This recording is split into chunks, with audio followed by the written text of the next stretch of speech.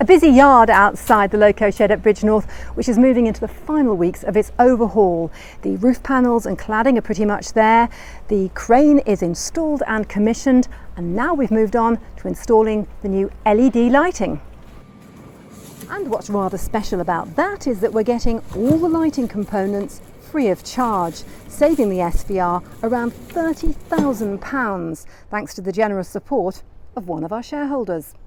I saw that there was an appeal to refurbish the engine shed, and we work in LED lighting, and we saw that there was a whole area of LED lighting that needed to be replaced.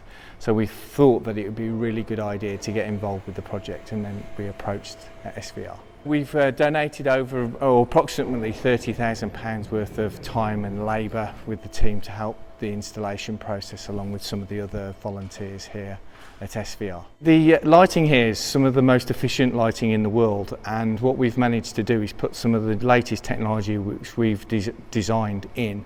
So it's all low voltage lighting, so extremely really safe, and allows you to effectively have very high efficiency. So to give you an idea, we replaced 400 watt LED, 400 watt lights, and we've replaced those with only 150 watts.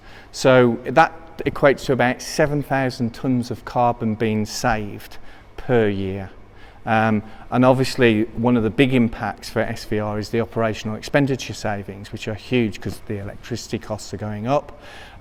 We can actually reduce that by up to 85% compared to what the engine shed was using previously with the old technology.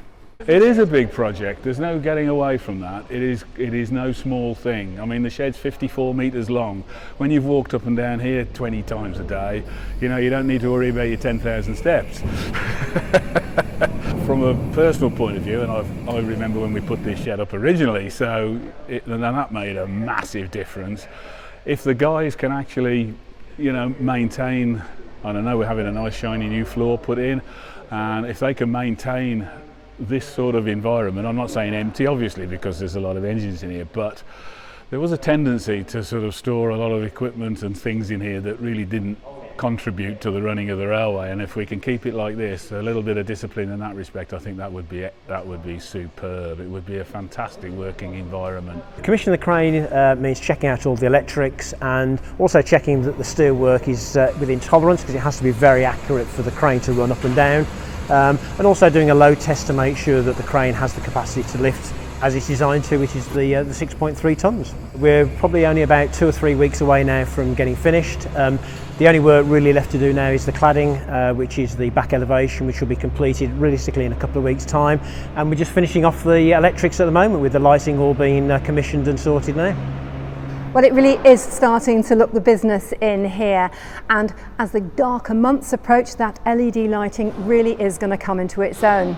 In the meantime, a few people around here have been joking that with the translucent roof panels here, it's so bright they're going to need sunglasses.